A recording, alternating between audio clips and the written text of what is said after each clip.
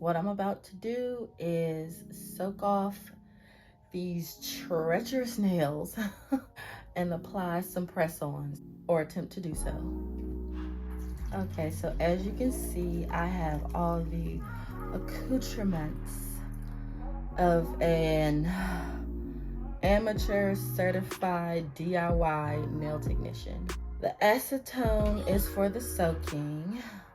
The bowl is to pour the acetone into, and then I have brush-on nail glue because that's what all the femmes and fashionistas are recommending. You won't catch me not knowing what to do. And then I also have the press-ons that I am going to wear, and then of course I have wine, a glass to pour it into, and a towel for all of that because sanitation is important. And this little thing here, this is a glass cover to make sure nothing gets into the wine. So we're gonna sit and soak for a good little while. Hey, how y'all doing? Yes, it's time for a sip break before we get into the nitty and the gritty with these nails.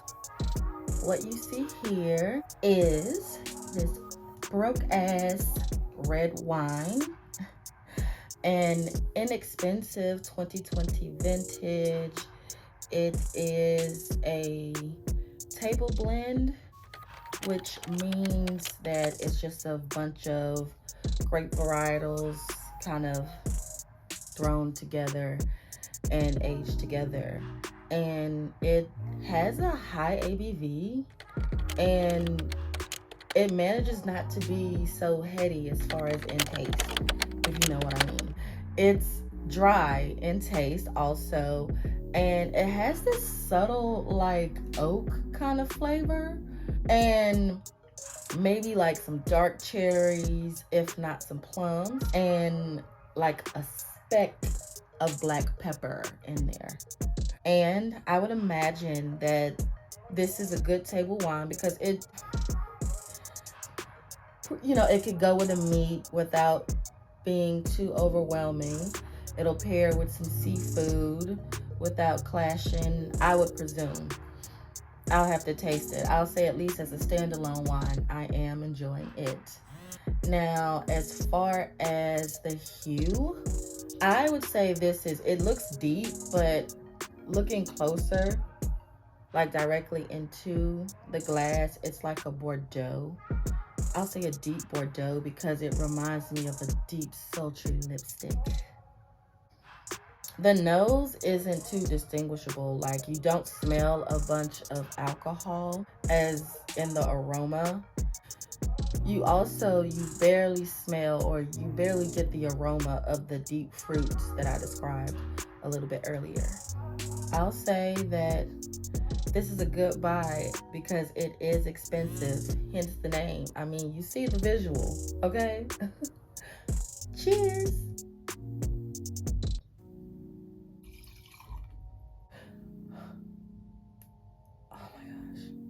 So now that these nails are completely soaked off, let's do an unboxing, shall we? This is what I got. So I bought 2 polymer gels and a spatula from Evie, better known as Long Hair Pretty Nails on YouTube. And I decided to buy from her because, of course, I watch her nail art DIYs and creations, but she shares her experience doing her own nails very often. She has knowledge, of course, and this is actually just a plus, but her customer service, mwah, like chef's kiss, girl. 5 out of 5 glasses of wine, full glasses of wine. Like, when I tell you that She responded very quickly. She was so polite and understanding, and she remedied the situation very quickly. Mind you, I had gotten the package like later that day.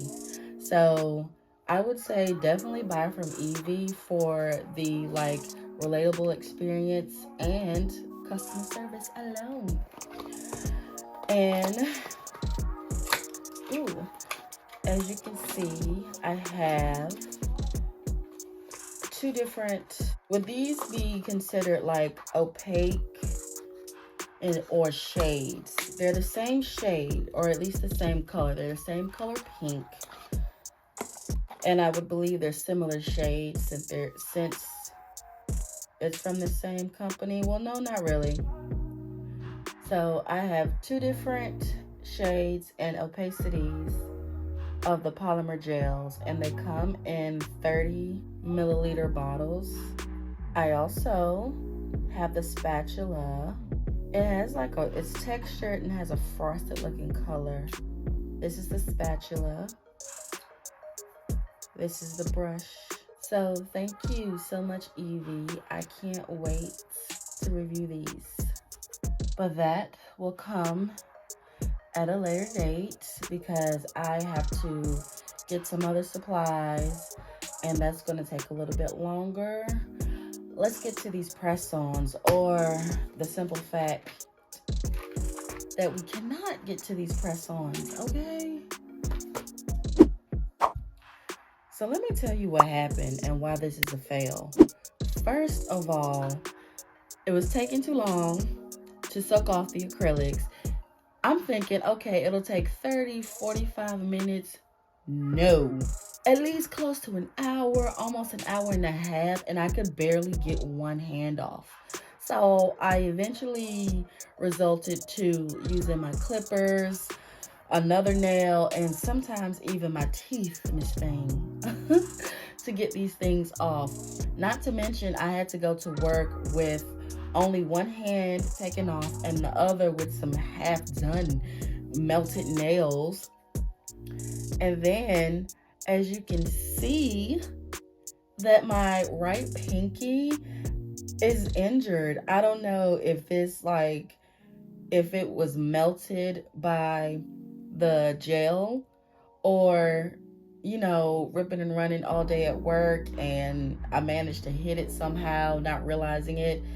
Because, okay, for me, when I get my nails done, whether it's acrylic or gel, my natural nails tend to burn up under that, like when they're fresh, as I'm getting them done. I don't know what it is. Maybe someone in the comments can tell me. And yes, ever since I could remember, and no, it hasn't stopped me from getting my nails done by an actual professional. On top of the fact that I use my hands a lot with work at home, and I do hit my nails a lot. So that's probably also something, or just, you know, how I'm thinking. So it could be either or. Nonetheless, to be honest, I'm regretting this decision, at least right now in the moment.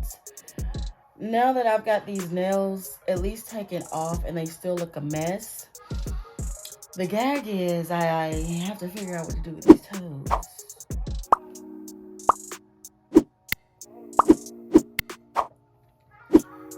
So next time y'all will see me attempting to do the press-ons before the polymers, I'll give this at least a week. Thanks for watching. Cheers.